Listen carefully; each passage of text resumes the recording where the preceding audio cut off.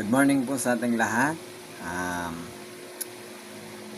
Magpe-pray muna po tayo bago tayo mag-aral ng salita ng Diyos sa Bible ng simpleng paraan ng kaligtasan. And then, maawit po tayo sa Panginoon, no? Bago tayo mag-aral ng kanyang salita, okay? So, ang glory po dito sa Panginoon, hindi ko po pinapupuri ng sarili ko, kasi namang tao, hindi ang Diyos lang po, biyaya niya po ito. Gusto ko mabuhay dito sa kalooban ng Panginoon, sa ganitong buhay, okay? Na masunod sa akin buhay. So, mananalangin po tayo sa maikling panalangin.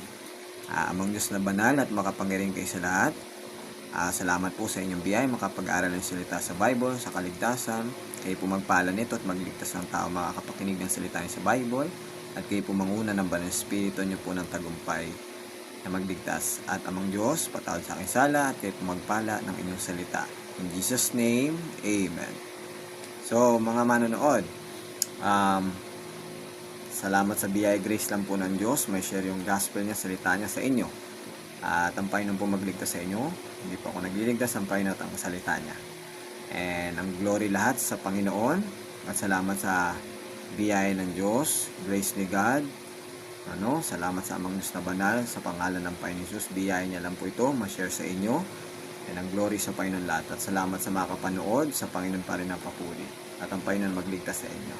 Doon muna po tayo magtatapos, no?